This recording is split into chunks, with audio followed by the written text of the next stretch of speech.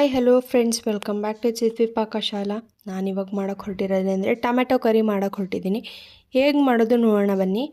ಮೊದಲಿಗೆ ನಾನು 4ರಿಂದ 5 tomato ಹೆಚ್ಕೊಂಡಿದ್ದೀನಿ, 1 capsicum ತೊಗೊಂಡಿದ್ದೀನಿ, ಶುಂಠಿ ಬೆಳ್ಳುಳ್ಳಿ ಜಜ್ಜಿಟ್ಕೊಂಡಿದ್ದೀನಿ, ಈರುಳ್ಳಿ ತೊಗೊಂಡಿದ್ದೀನಿ, ಹಾಗೆ 4 ಸ್ಪೂನ್ ಎಣ್ಣೆ ತೊಗೊಂಡಿದ್ದೀನಿ, ಕಡಲೆಬೇಳೆ ತೊಗೊಂಡಿದ್ದೀನಿ, ಉಪ್ಪು ಅರಿಶಿಣ ಅಚ್ಚ ಖಾರದ ಪುಡಿ ತೊಗೊಂಡಿದ್ದೀನಿ, ಹಾಗೆ ಕರಿಬೇವು ತೊಗೊಂಡಿದ್ದೀನಿ. ಹೇಗೆ ಮಾಡೋದು ನೋಡೋಣ ಬನ್ನಿ. ಒಂದು ಪ್ಯಾನಿಗೆ ಎಣ್ಣೆ ಹಾಕ್ಕೊತಾ ಇದ್ದೀನಿ. ಹಾಗೆ ಸಾಸಿವೆ ಆವಾಗಲೇ ನಾನು ತೋರಿಸೋದು ಮರ್ತಿದ್ದೆ, ಸಾಸಿವೆ ಹಾಕ್ಕೊತಾ ಇದ್ದೀನಿ. ಹಾಗೆ ಕರಿಬೇವು ಹಾಕ್ಕೊಳ್ತಾ ಇದ್ದೀನಿ.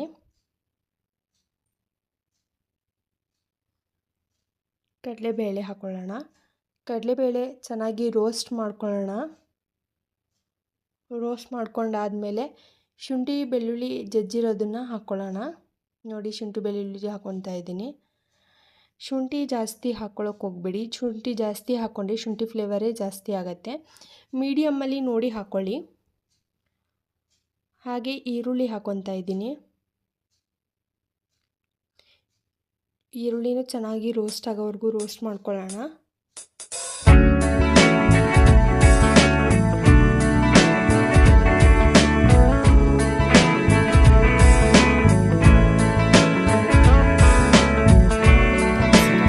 ಇದ್ದೀನಿ ನಾನು ಒಂದು ದಪ್ಪ ಕ್ಯಾಪ್ಸಿಕಮ್ನ ಹಾಕೊಳ್ತಾ ಇದ್ದೀನಿ ಹೆಚ್ಕೊಂಡು.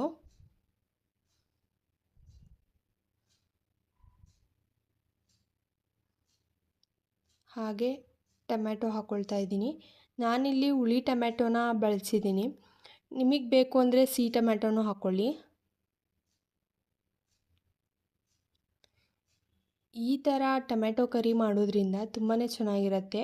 ರೊಟ್ಟಿಗಾಗಲಿ ಚಪಾತಿಗೆ ದೋಸೆಗೆ ತುಂಬಾ ಚೆನ್ನಾಗಿರುತ್ತೆ.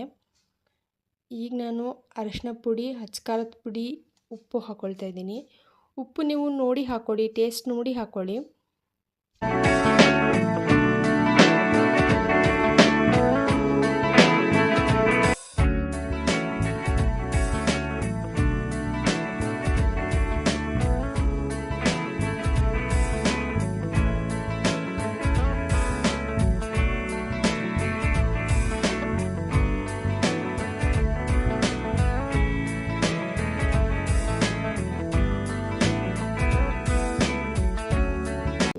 ಈಗ ನಾನು 1 ಲೋಟ ನೀರು ಹಾಕ್ಕೊಳ್ತಾ ಇದ್ದೀನಿ. ನೀರು ಹಾಕ್ಕೊಂಡು ಒಂದು 10 ಮಿನಿಟ್ಸ್ ಲೋ ಫ್ಲೇಮಲ್ಲಿ ಬೇಯಕ್ಕೆ ಬಿಡೋಣ. ನೋಡಿ, ಈಗ ನಾನು ಕೊತ್ತಂಬರಿ ಹಾಕ್ಕೊತಾ ಇದ್ದೀನಿ. ಕೊತ್ತಂಬರಿ ಹಾಕ್ಕೊಂಡು ಒಂದು 5 ನಿಮಿಷ ಬಿಡೋಣ, ಚೆನ್ನಾಗಾಗತ್ತೆ.